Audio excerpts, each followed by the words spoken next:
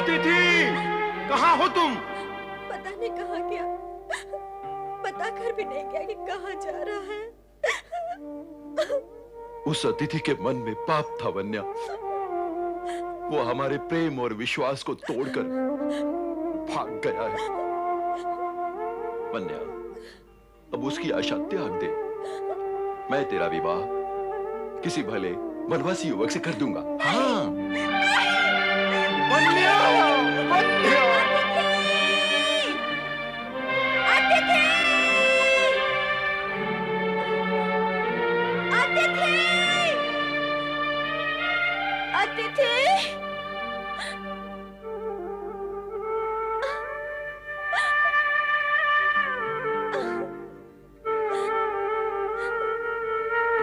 तुमने मुझसे विश्वासघात क्यों किया अतिथि? मैं तो तुम्हें अपने मन मंदिर में बिठाना चाहती थी और तुमने, कम से कम तुम मुझे बता कर तो जाते। क्या तुम, क्या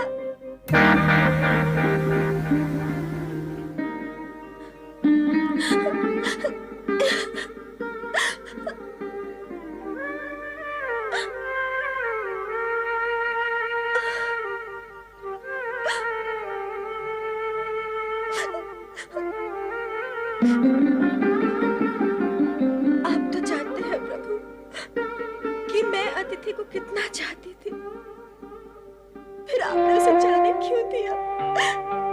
क्यों जाने दिया आपने उसे? क्यों क्यों?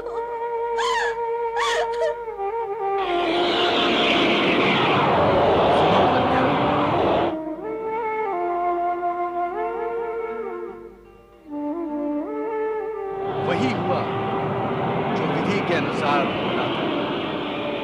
इसलिए अब तुम अपने आप को दुखी न करो। पर्वत तुम्हारे योग्य नहीं था और तुम उसके योग्य नहीं थे। तुम्हारा उसका कुछ समय का मिलन और संयोग नदी और नाव के संयोग के समान था। इसलिए उसका दुख मत करो और अपने पिता की आज्ञा का पालन करो।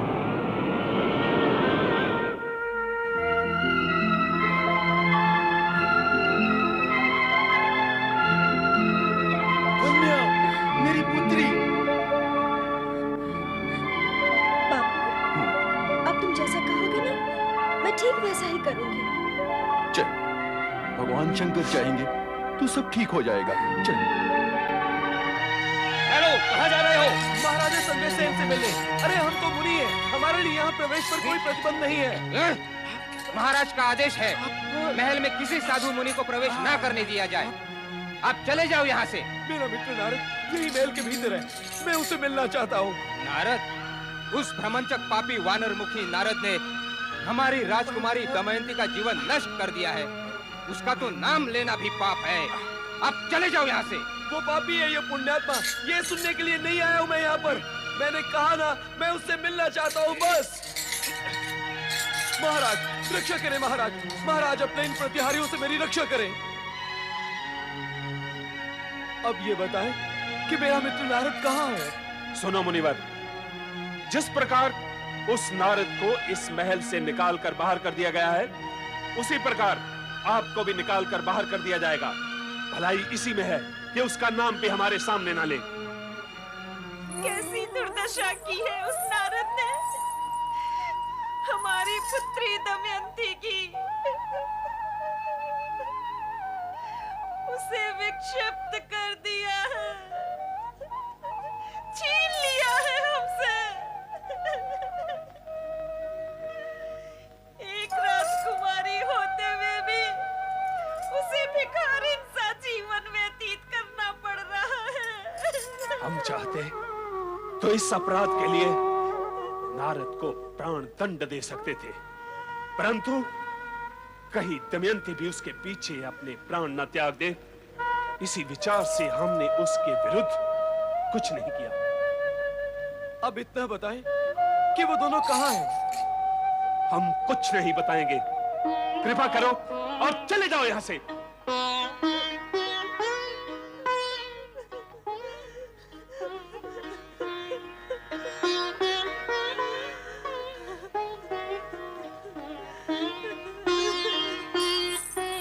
मुनिवर,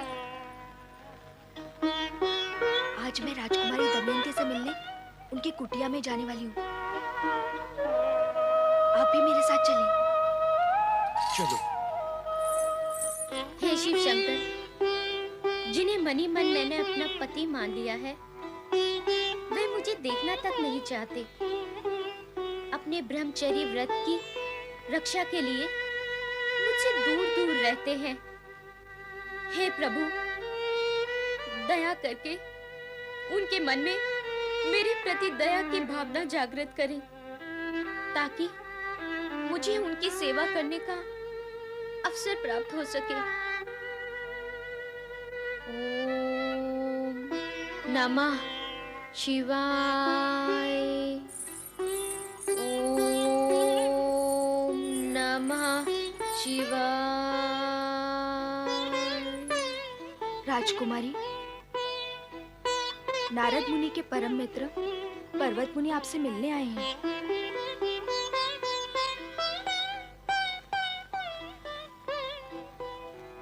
प्रणाम पर्वत मुनि। आपका कल्याण हो। वही तो नहीं हो रहा है। कल्याण का कार्य करने के पश्चात आप कल्याण की कामना कर रहे हैं, तो दोनों में से सत्य क्या है मुनिवर? अकल्याण का कार्य मैंने किया? वानर मुखी होने का श्राप मुनि नारद जी को देकर क्या आपने उनके और मेरे कल्याण का कार्य किया है? श्राप के प्रभाव से वानर मुखी होने के कारण मेरे स्वामी इधर से उधर भटकते रहते हैं। वे किसी को अपना मुख तक दिखाना नहीं चाहते। तो क्या नारद इस कुटिया में नहीं है? मैं नहीं जानती वे कहाँ हैं। मैं स्वयं उनके दर्शन पाने के लिए तरस गई हूँ। तो अब कहाँ ढूंढूं उन्हें? उनसे मेरा मिलना अति आवश्यक है। मुनिवर, मेरा विचार है कि वे कहीं दूर नहीं गए होंगे, यहीं आसपास वन में ही होंगे। वो कहीं भी हो, मैं अपने मित्र को अवश्य ढूंढ लूंगा। मित्र नारद, कहाँ हो तुम? मैं तुम्हारा मित्र पर्वत तुमसे मिलने आया हूँ। नारद! वसुधा, क्या अभी माताजी और पिताजी मुझसे रुष्ट हैं? क्या उन्होंने मुझे क्षमा नहीं किया? राजकुमारी, तुम्हारी ये दशा मुझसे देखी नहीं जाती। कहाँ गया वो तुम्हारा हंसना, खिलखिलाना, वो गूढ़ कथाओं का कहना? तुम दिन रात हंसती रहती और अब हर समय उदास, दुखी। ये कौन सा जीवन जी रही हो राजकुमारी?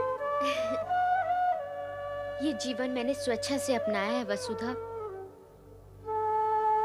मुझे लगता है नारद जी मेरे कारण श्रापित हुए हैं। तो अब ये मान लो, मैं उस पाप का प्रायश्चित कर रही हूँ।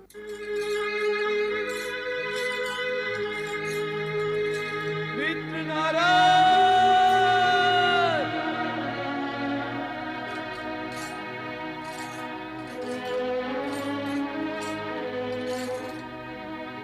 सखा नारद! मैं पर्वत तुमसे मिलने आया हूँ। मैं जहाँ कहीं भी हो, सामने आ जाओ। मैं सामने आ जाओ।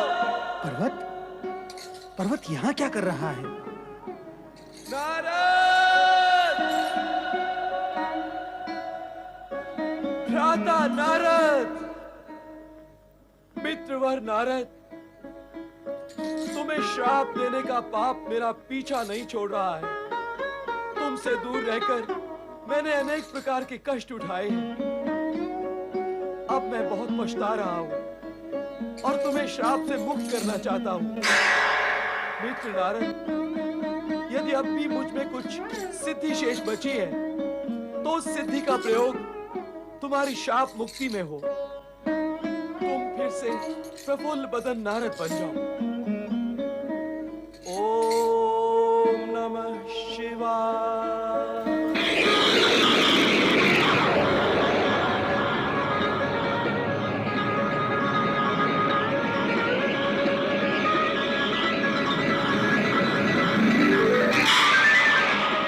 नारायण नारायण। पर्वत, अब मैं भी तुम्हें अपने दिए हुए श्राप से मुक्त करता हूँ। अब तुम भी पूर्व के समान गगन में गमन करके इच्छित स्थान पर जा सकते हो। नारायण नारायण।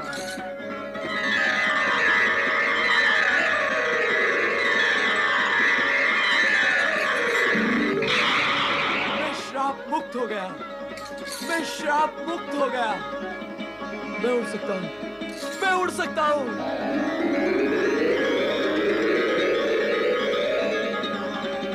मित्र नारद, तुम धन्य हो।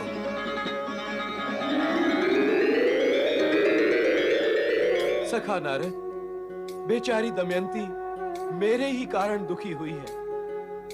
अब तुम उसे दुख से मुक्त करो मित्र।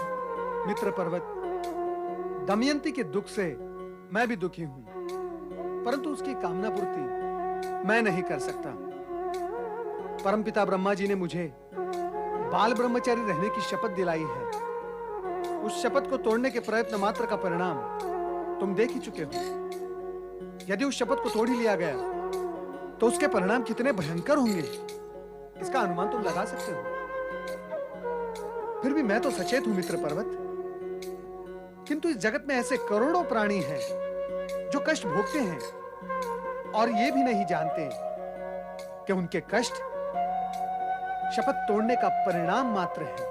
अनजाने में मुझसे भी एक ऐसी ही भूल हो चुकी है नारद। एक वन कन्या मुझे अपना हृदय समर्पित कर चुकी थी, किंतु अपने ब्रह्मचर्य व्रत की रक्षा के लिए मुझे उसे छोड़कर चले जाना पड़ा। किंतु तुम दमयंती की एक निष्ठा के लिए कोई उपाय अवश्य करो मित्र। दमयंती जैसी सती साध्वी और त्यागी नारी को दुखी करने का पाप मैं नहीं कर सकता। मैं तो उसे सत्य और वस्तु स्थिति से अवगत करा के उसे समझाने की चेष्टा करूंगा। पर्वत मुनि अपने मित्र नारद मुनि को ढूंढने वन की ओर गए हैं। क्या वे उन्हें ढूंढ पाएंगे? दोनों बाल सखा हैं, एक दूसरे को अत्यंत प्रिय हैं। और प्रिय है, प्रिय है। जो प्रिय होते हैं, क्या उन्हें श्राप दिया जाता है? दोनों ने एक दूसरे को श्राप दिया है। किंतु पर्वत मुनि अब पछता रहे हैं वसुधा। पछताने वाले स्वयं इसी ओर आ रहे हैं।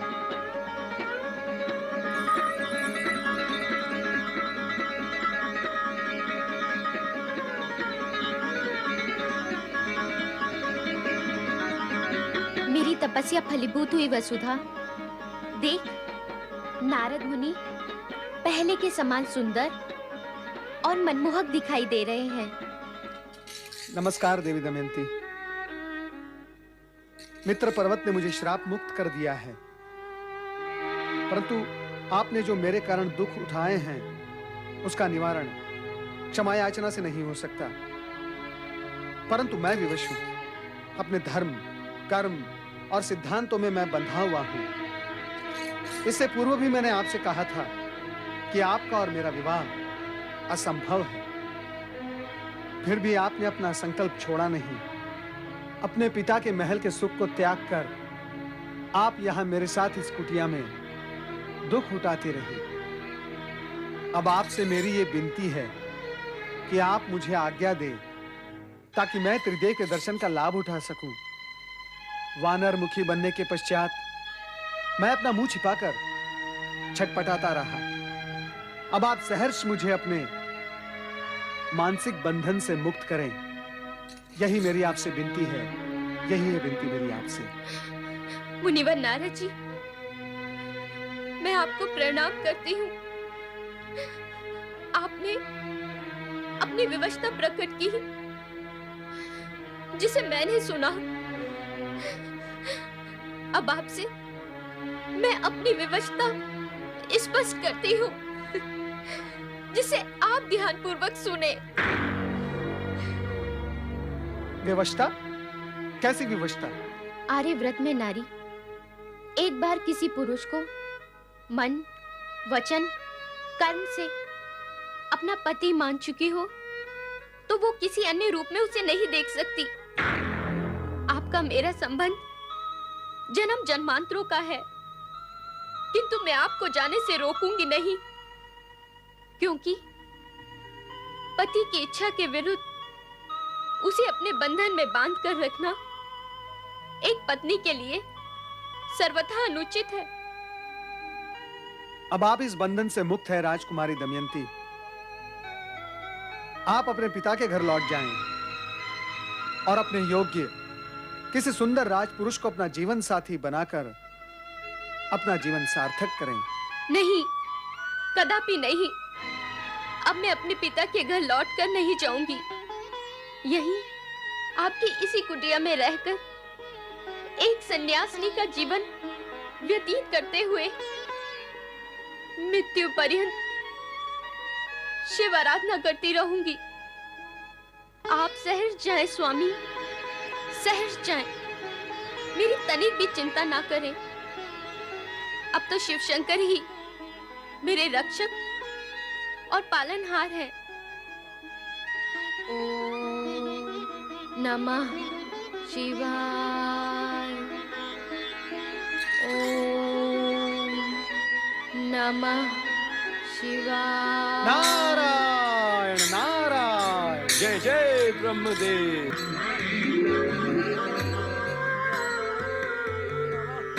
ओम ब्रह्मणे नमः। ओम ब्रह्मणे नमः। अब एक नया असुर तपस्या कर वरदान प्राप्त करने की तैयारी कर रहा है।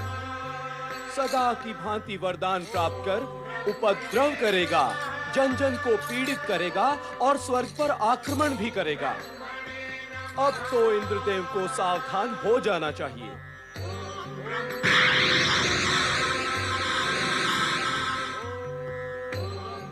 मित्र, तुम जानते हो ये कौन है? कैसे जानूंगा? मुझे तुम्हारी भांति ब्रह्मदेव की कृपा प्राप्त नहीं है। तुम ही बताओ, ये नया असुर कौन है? यह ऋषि त्वष्टा का यज्ञ पुत्र वृत्रासुर है। यह अपने यज्ञ पिता की कामना अवश्य पूर्ण करेगा। तब तो इंद्रदेव को तुरंत सावधान हो जाना चाहिए। मित्र, यदि अवसर सामान्य होता तो वृत्रासुर की तपस्या के विषय में मैं देवराज को अवश्य बता ही देता, परंतु अब मैं अपना पूर्व रूप पाकर मैं सर्वप्रथम भगवान भोलेनाथ और माता पार्वती के दर्शन करना चाहता हूं। मित्र पर्वत, तुम तो देवगुरु बृहस्पति से मिलने स्वर्गलोक जा ही रहे हो। वृत्रासुर के विषय में देवराज को सावधान कर देना। मैं चला कैलाश पर। नारायण नारायण।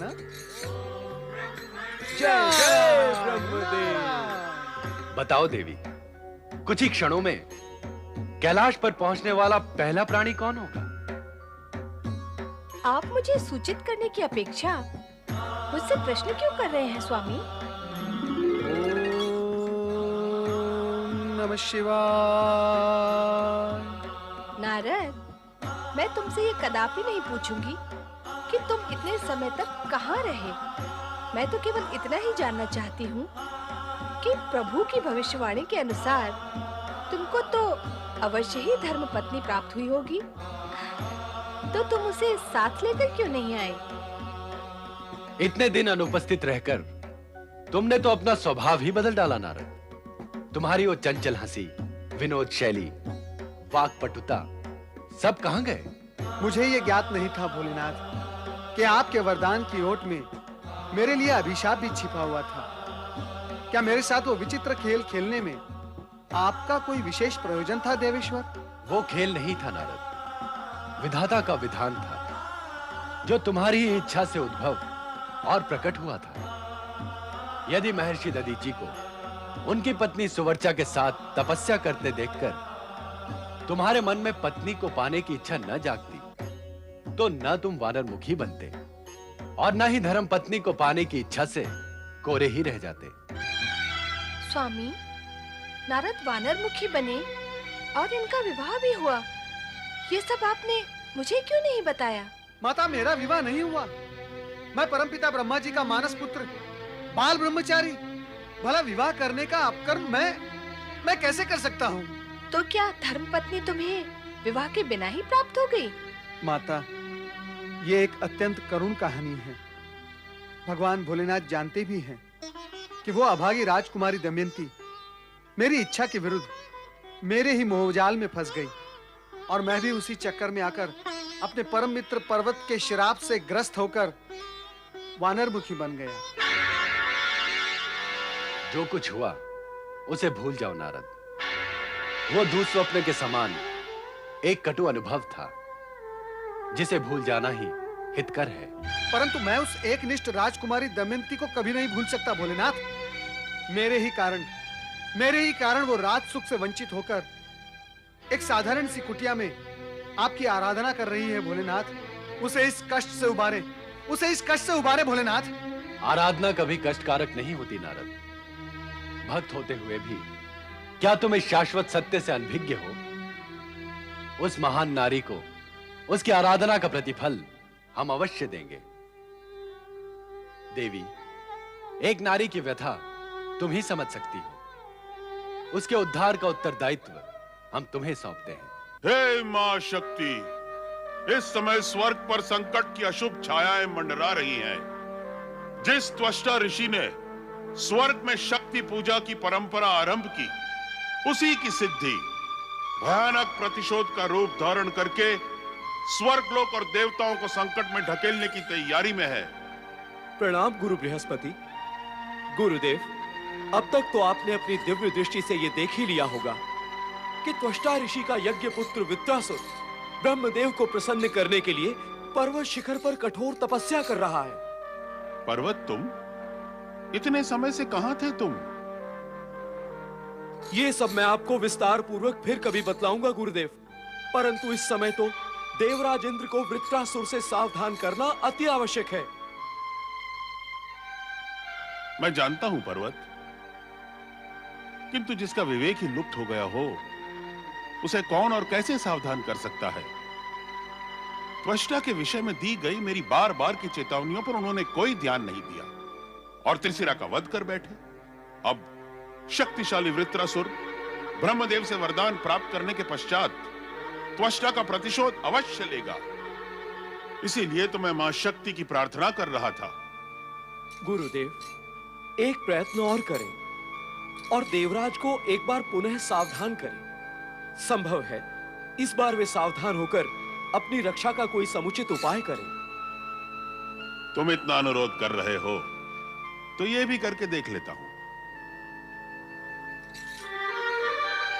जय गुरुदेव।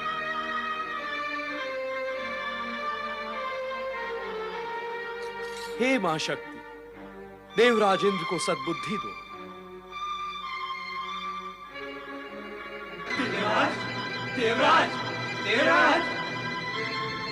देवराज इंद्र, कुछ उपाय करे देवराज। त्वष्टा के यज्ञ से उत्पन्न वृत्रासुर घोर तपस्या कर रहा है। वो ब्रह्मदेव को प्रसन्न करके वरदान अवश्य प्राप्त कर लेगा। आप शीघ्र ब्रह्मलोक जाकर ब्रह्मदेव को वरदान देने से रोके देवराज, अन्यथा अनर्थ हो जाएगा। हाँ स्वामी, आप तुरंत ब्रह्मलोक जाएं। देवराज, अनुरोध करने पर भी आप ब्रह्मदेव को वरदान देने से रोक नहीं सकेंगे, क्योंकि जो कठोर तपस्या करता है वो ब्रह्मदेव से वरदान अवश्य पाता है। ये तो आपने देख ही लिया है। इसीलिए वृत्रासुर के आक्रमण से स्वर्ग को बचाने के लिए अन्य कोई उपाय करना होगा। क्या है वो उपाय? कृपा कर आप ही बताएं गुरुवर। इस समय स्वर्गलोक और देवताओं को संकट से बचाने का एकमात्र उपाय है क्षमा याचना। क्या? कैसी क्षमा याचना? कौन किससे करेगा क्षमा याचना? आप करेंगे ऋषि त्वष्टा से। उनसे सच्चे हृदय से क्षमा मांगकर उनके भीतर धधकती प्रतिशोध की अग्नि को शांत करें। कदापि नहीं। इंद्र क्षमा मांगे उस त्वष्टा से? स्वर्गाधिपति इंद्र एक साधारण साधु से क्षमा मांगे? ये तो त्रिकाल में भी संभव नहीं है देवगुरु। उस इंद्र द्वेषी त्वष्टा से क्षमा मांगने का प्रश्न ही नहीं उठता। जिसका विवेक लुप्त हो गया हो उसे सावधान करना व्यर्थ है। ओम नमः शिवाय। देवी शची, देखा तुमने देवगुरु को? अब वे हमारे शुभ चिंतक नहीं रहे, अब वे त्वष्टा के प्रशंसक हो गए हैं।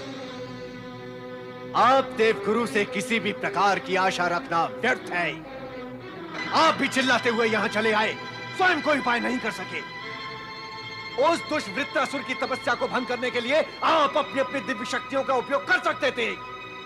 जाओ और उसे अपनी दिव्य शक्तियों के प्रहार से नष्ट कर दो। ध्यान रहे, आज से हमारा एकमात्र उद्देश्य है त्वष्टा की हर सिद्धि को नष्ट करना। जैसी आपकी आज्ञा देवराज। ओम ब्रह्मणे नमः। ओम ब्रह्मणे नमः। ओम ब्रह्मणे नमः। ओम ब्रह्मणे नमः। ओम ब्रह्मणे नमः। ओम ब्रह्मणे नमः। ओम ब्रह्मणे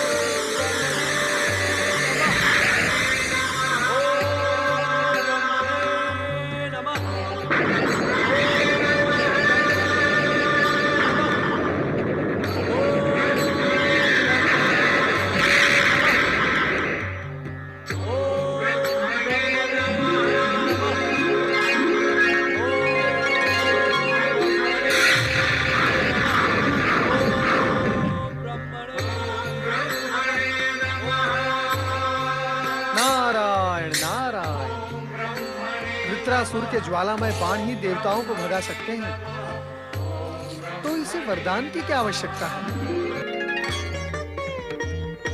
देवी सरस्वती, जिस नारद के लिए तुम इतना चिंतित हो वो शीघ्र ही यहाँ पहुँचने वाले हैं। पर नारद इतने समय तक थे कहाँ? ये प्रश्न तुम नारद से ही पूछना। ब्रह्मदेव, आपसे प्राप्त दिव्य ज्ञान का प्रयोग कर मैं ये सत्य तो जान ही चुकी हूँ कि नारद आपकी रची हुई किस खेल में उलझे रहे, इसलिए मैं उनसे कुछ नहीं पूछूंगी। नारायण नारायण। आओ नारद आओ। तुम इस समय वृत्रासुर की कठोर तपस्या और उसका परिणाम देखकर आ रहे हो, साथ ही ये सोचने में लगे हो कि उसको हमारे वरदान की क्या आवश्यकता है।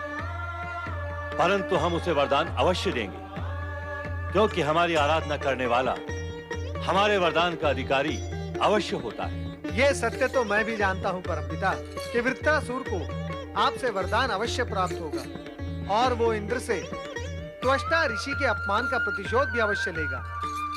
किंतु मुझे आश्चर्य इस बात का है परमपिता कि इस विषय में आपने अभी तक मुझसे प्रश्न क्यों नहीं किया कि इतने समय तक मैं आपकी सेवा में उपस्थित क्यों नहीं हुआ। इसका रहस्य हम जानते हैं नारद। नारद, सत्य तो यही है कि तुम अपनी ही इच्छा के चक्र में फंसे और कुछ समय पश्चात शिव कृपा से मुक्त हो गए। अब भविष्य में ऐसी भूल कदापि न करना। माता, अब मैं ऐसी भूल कर भी नहीं करूंगा। मेरे सारे प्रश्नों का समाधान हो गया है। अब मैं आज्ञा चाहूंगा। मैं भगवान श्री हरि विष्णु के दर्शन के लिए अत्यंत उत्कंठित हूं। नारायण नारायण।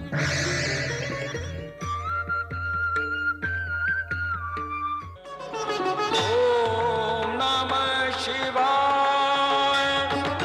ओम नमः शिवाय। ओम नमः शिवाय। ओम नमः शिवाय। तुम